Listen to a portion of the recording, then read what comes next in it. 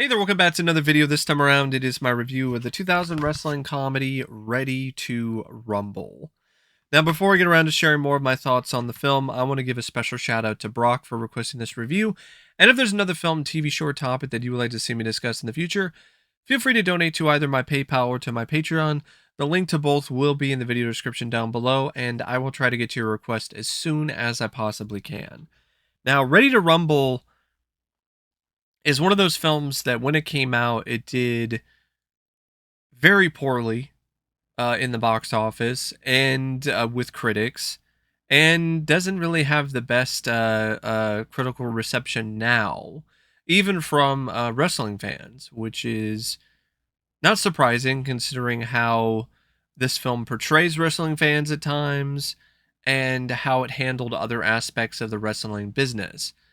But I think there is some fun to be had though with this if you're a wrestling fan, just to see so many of the big names or even some of the lesser names in WCW in a theatrical film with a budget behind it.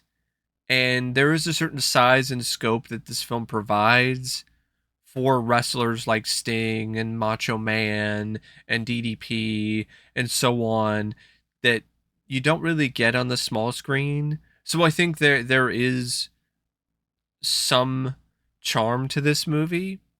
And I think there are some elements of it that aren't that bad. And that's why it's a film that I'm not going to sit here and defend it. I'm not going to stand in its corner and be its tag team partner.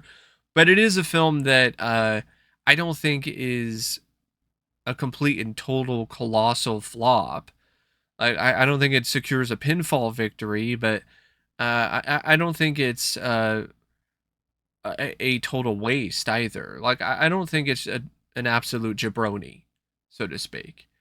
Uh, the film is directed by Brian Robbins, and his direction in this, it's wildly all over the place.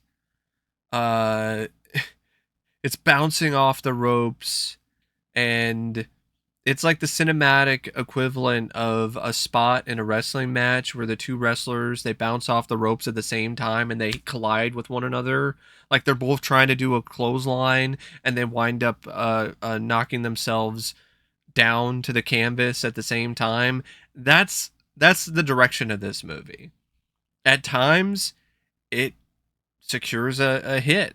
It actually hits the clothesline, but the issues with the direction also hit at the same time, so it just winds up canceling things out.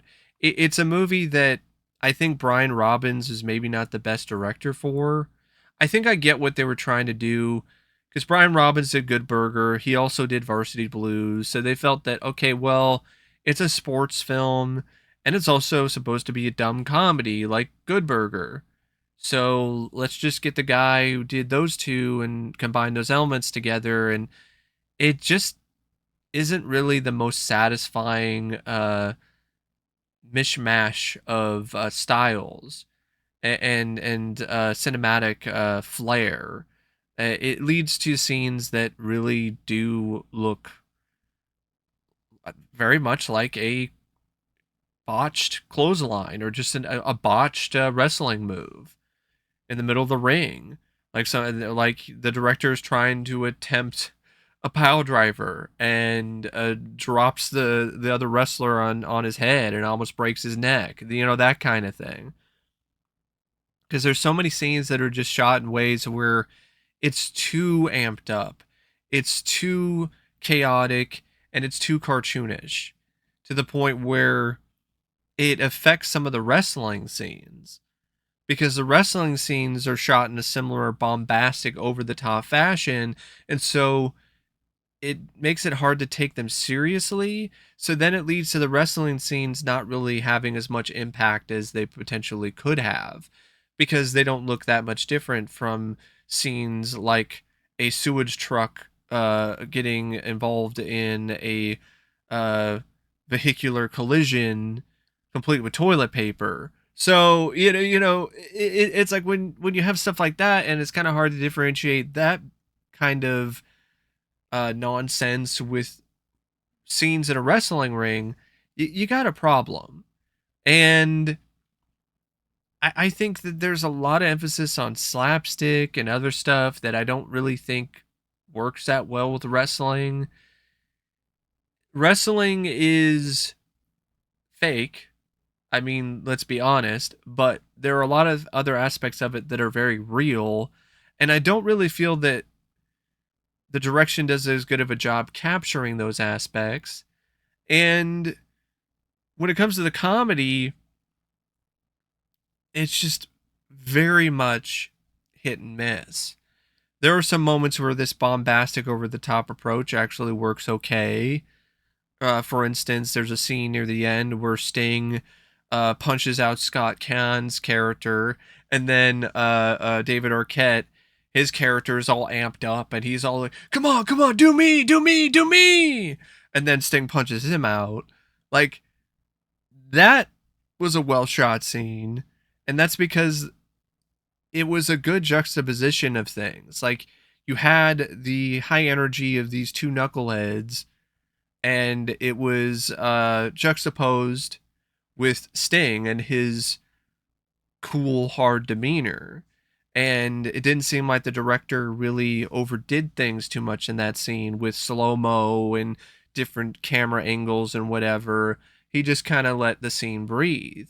And there are other scenes featuring Arquette, Caan, and Platt, for instance, where they're just hanging out at Jimmy King's trailer, and those scenes are shot in ways where there's not an overabundance of gimmicks and when it comes to the camera work, and so because the direction is allowed to breathe a little bit more, the scenes actually are able to find some rhythm, and so that's the problem. Like, there are moments where, okay, it's just allowing things to breathe, and then it's just all over the place. And it's like, you got to pick one speed. You either got to be chaotic, frenzied, just over the top all the time, or you need to be a little bit more subdued most of the time, but with like a few moments of frenetic, crazy energy.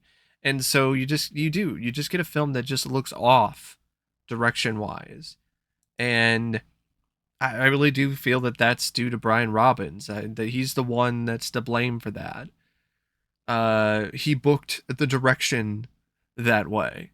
The script by Stephen Brill is another significant thing that's holding this film back and preventing it from winning the title, so to speak, for best wrestling movie. You know what's crazy is before this, there really weren't a lot of great wrestling movies. So, there was an opportunity here for Ready to Rumble to really, win the title. And the writer wasn't necessarily a bad choice. I mean, Stephen Brill, he had written the Mighty Ducks films. He had also done a crowd-pleasing comedy in Heavyweights. So with that genuinely had a nice edge to it. And you would think like the edge would be appropriate for a wrestling comedy. But surprisingly enough, there isn't really a lot of edge here. There's just a lot of gross out humor and a lot of dumb comedy. And I don't really think that that's Stephen Brill's strong suit. His strong suit is characters, as evidenced by the Mighty Ducks films and Heavyweights, and sweet, heartfelt moments between characters that build throughout the movie, like Bombay and Charlie and the Mighty Ducks, or the relationship between the camp counselor and one of the overweight kids at the fat camp and Heavyweights, that kind of stuff. And that's why I think the scenes between Gordy and Sean, where they are befriending their idol Jimmy King, are some of the best scenes in the film, because that's what Brill is the best at, is that kind of stuff. And also the in-ring moments and so on, elements of the script that involve a sport. Like, that is where he's at his best. When he's asked to be a comedian or write really funny gags, especially when it comes to gross out gags, it's painful. And it just comes across as really forced, like a turd forced out of somebody's butthole after straining for a long period of time. Like, that's really the kind of product you get when it comes to that kind of comedy in this. Uh, Gordy and Sean, they drive a sewage truck. They work for a sewage treatment plant.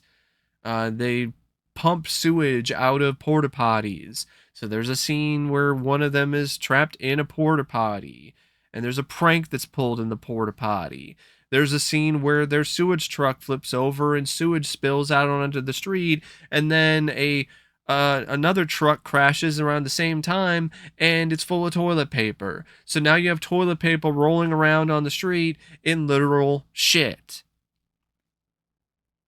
There's even a scene where they're eating lunch in front of an open sewage pipe that is leaking raw sewage. To me, that's not funny. That just comes across as just forced gross out humor. It's trying to be so gross that it's funny, but instead it just turns into the opposite and it just becomes sewage. It becomes comedic sewage. That's what happens in the beginning. Like, it just starts off on the wrong foot with Gordy and his whole bit where he sticks his hand in his ass and puts it into the Slurpee cup so he can get a free Slurpee because the Slurpee smells like ass. And I'm like, first off, that comes across like you literally just ripped off Kevin Smith's writing from Mallrats. You know, the whole bit where the guy puts his hand in his ass and shakes the dude's hand. You know, that whole bit. And it was handled better in that, and it fit better in that. Here, it just right off the bat, right in your face, just ass Slurpee, and you're like, okay, this is the kind of comedy we're gonna get. Then you get other bits of randomness, like there's a next door neighbor who's into wrestling. It's this older lady, but then she's also into S&M. I guess it's supposed to be funny because, lol, random, she's a randy old woman. And it just doesn't work for me. And there's other moments where it doesn't work, where it's just being too over the top in a different way, like the stuff with Bandini, Martin Landau's character, where he's seemingly has this cartoon ability to take a lot of punishment, and it just seems out of place. And it's crazy for a film that is trying to act like Jimmy King was stripped of his title for something that was actually a shoot. It wasn't a work, it was a shoot. And it was like a serious shoot by the part of the promoter who just hated him and didn't want him in the WCW anymore, and basically screwed him over. But then it's a movie that's also dealing with cartoon logic with Bandini and the scene with him going up against these other WCW wrestlers, or even moments involving the finale in the three tiered cage. And it just leads to a film that, when it comes to the script, it's just a mess. And I think, like I said, there are some elements here that kind of work. I think the idea of having these two wrestling fans be instrumental in resurrecting the career of their favorite wrestler and becoming promoters themselves and being involved in some final match where he's able to not only regain his reputation in the industry but also win the title back. I think that's actually a good concept. And I think there are some likable traits to these characters, to Sean and Gordy. But those traits aren't emphasized enough. And I think there's something there with Jimmy King in terms of showing him how he is in the ring, where he's confident and he's cool.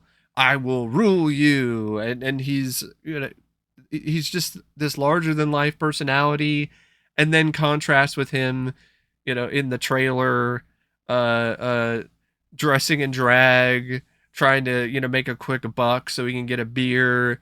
It's an interesting dynamic. It's different. It's a nice contrast, and there's not enough of those contrasts throughout the film. And the plot, I don't think the wrestlers themselves are involved enough in it. Like Macho Man's in it for like a brief moment in a dream scene, but he's never utilized again. And there's a lot of other wrestlers who just are there for some of the WCW taping scenes and like the finale, or they show up to try to take out Bandini in one scene, like Perry Saturn and Sid Vicious, but that's about it. It just feels like they were underutilized in this wrestling movie, this WCW film.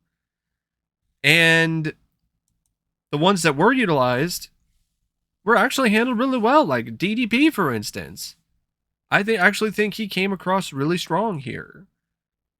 And I believe it was, I don't know if it was Arquette or it was somebody else involved with this movie, or maybe it was another wrestler.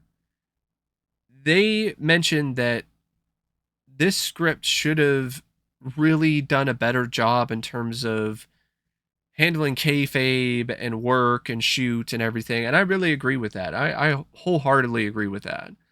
And they mentioned that it would have been really clever if the film would end where Gordy and Sean would think that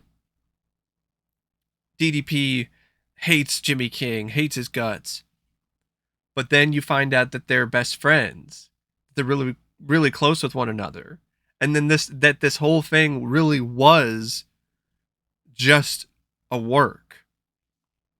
And then you end the film with the two fans just having their minds blown. That would honestly be a really cool way. That would have been really, a really cool way to end the film, and would have been a really clever uh, uh, bit of writing. But I don't know if Stephen Brill was clever enough for that, and I don't know if he did enough research on wrestling and the psychology of wrestling and a lot of these other things, because it seems like he just did a bare minimum sort of dive into wrestling for the screenplay for this, and it really shows. I mean, the way that the wrestling fans themselves are portrayed is also very misguided. They come across as just a bunch of morons, like they're brain dead idiots. And there's almost this air of, I wouldn't say sophistication, but it is this kind of sort of thing where there's this vibe in the script where it seems to act like wrestling is for idiots. And I think that that's not the right vibe at all. And I definitely feel that that was a massive turnoff for wrestling fans or just people in general, because that's just off-putting. That's almost as off-putting as the poop jokes, but in a completely different way. That's honestly, arguably even more insidious.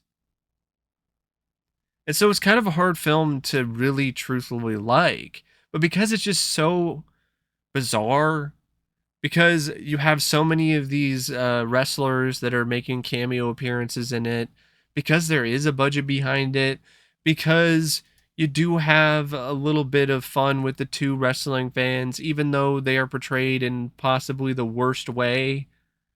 There's still a certain bond between the two that is palpable and strong, and you can kind of relate to if you have a buddy who's also into wrestling.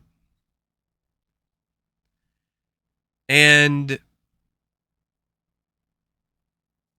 there are some other attempts to try to add some heart to it, like some of the stuff involving Jimmy King and his family, which I thought were decent enough, or the subplot involving Gordy and his dad, and how his dad didn't want him to go with Jimmy King, want him to just be a police officer, and ultimately has a change of heart. when Gordy shows up as the law in the climax. But there's a lot of other stuff too in the script that just feels like dead weight. There's this whole bit with Rose McGowan's character Sasha, where it's so predictable and tired and lame because you know that it's a setup. You know that she's not really into Gordy, and it's just there. She's just doing all this stuff and acting like she's into him for the sake of the promoter. It's all a part of his dastardly plan. It's very predictable, and it just feels like that whole bit was just pointless.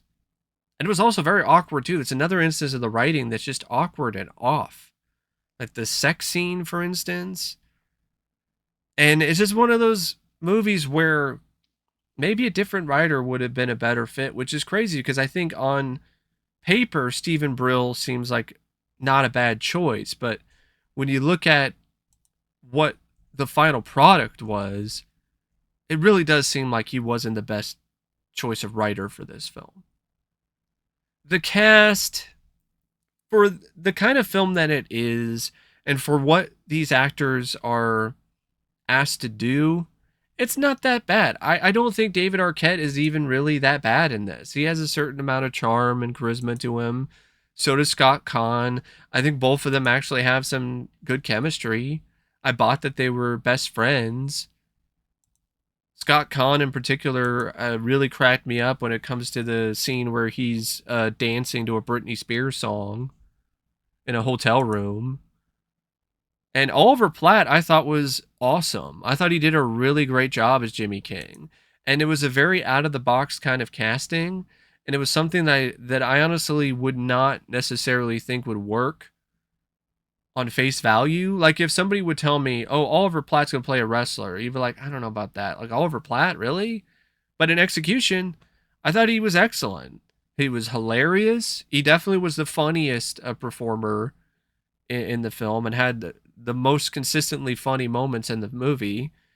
And I thought he did a good job playing the wrestling persona in the ring and then playing the real Jimmy King, who's an alcoholic and a loser. I think he did a good job playing both roles equally well. And when he's supposed to turn a new leaf, you genuinely did buy it because Platt really did care. And he took bumps in the ring, and he actually got involved with training with, I think, with the power plant, or I think that's what it's called over in WCW.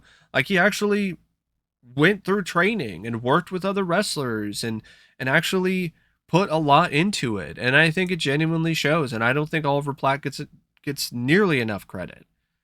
I mean, he didn't sleepwalk his way through this performance by any means. Now Rose McGowan, on the other hand, I think she was doped up because that's how she acts. She acts like she was on dope, just completely in a daze throughout this movie and every scene that she's in. Joe Pantoliano, it was fun to see him as a smarmy, bad guy. He always plays those roles really well. The kind of guys that you just want to punch square in the face. And it was a really good bit of casting for him to play a sleazy, smarmy uh, promoter who just screws over Jimmy King. Um, Definitely a very effective villain and bad guy, and I think Diamond Dallas Page did a good job too, being his uh, um, companion in crime, so to speak. Well, it's not necessarily crime, but his companion when it comes to screwing over Jimmy King, his muscle. Martin Landau, I agree with other critics. Weird casting. I don't think he really worked that well in that role. I honestly feel they should have went with somebody else. Maybe somebody with an athletic background, somebody who was a little bit more athletic. Maybe you could buy as a wrestling coach more, not Martin Landau, who looked really old because he was really old when he did this movie. Um, the rest of the cast, there's really not much to say. I mean, you got Carolyn Ray, who has a brief role as King's wife. Um, Jill Ritchie plays this girl named Brittany. I think it's the girl that ultimately falls for one of the wrestling fans by the end of the film.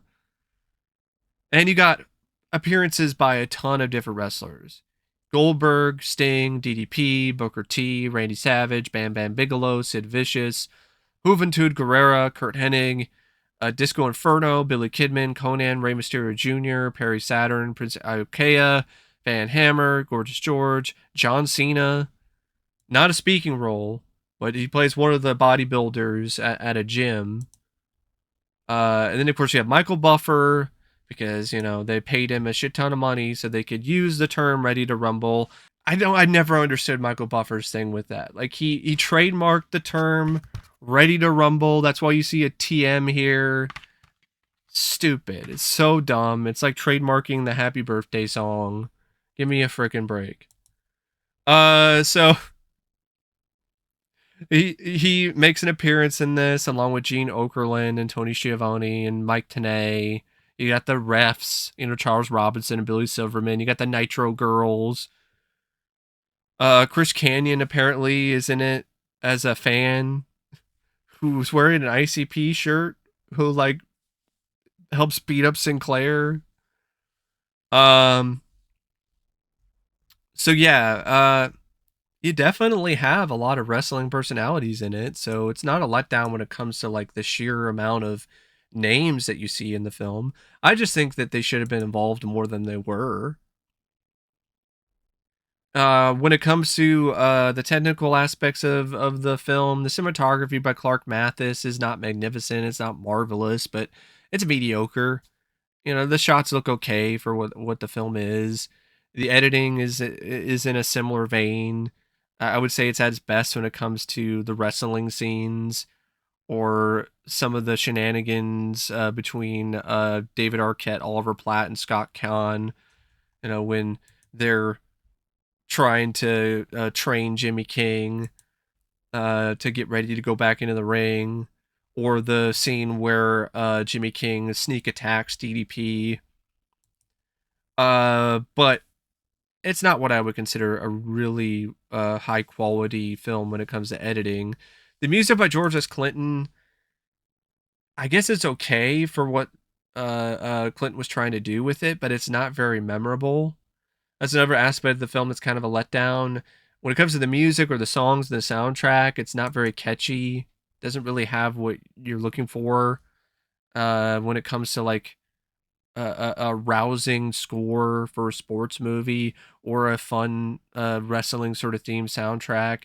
I think the soundtrack should have been closer to something like Gladiator with James Marshall, but with a little bit more a contemporary style of music at the time. Uh, and thankfully it's like 107 minutes, so it's not like it's that lengthy of a film. So it's relatively short, goes by at a decent enough pace. Yes, it's not the funniest comedy out there. The wrestling at times is shot in a way where it's a little too over the top with the slow-mo and other stuff. But I think you could still have some fun with this one. I don't think it's an unwatchable mess. It's a mess, but I don't think it's unwatchable. Like, it's something you can tolerate on a rainy day and get some fun out of it, for the wrestlers that appear in the film and for some of the jokes that work. Specifically, a lot of moments involving Oliver Platt as Jimmy King. But it's not a classic. I definitely wouldn't say it's a cult classic or anything. But, for a movie I bought for like a couple bucks at Goodwill, like I definitely got that amount of entertainment out of it. And I'm fine with having it in my collection. It's not something I'd run out and buy on Blu-ray, but it's a movie that, it's a time waster for me. Like, I legitimately did not hate this film. I didn't like certain aspects of it, and I felt that it didn't live up to its full uh, um, potential, and I felt that some things about it were really annoying and irritating, and I really didn't care for. But it wasn't something that really got on my nerves that much. There are other wrestling films that I liked significantly less. Like, for instance, I thought No Holds Barred was a much worse movie. The WWE sanctioned wrestling movie that they did in the 80s with Hulk Hogan. But yeah, that's my thoughts on Ready to Rumble. And until next time, I'll see you later. See ya.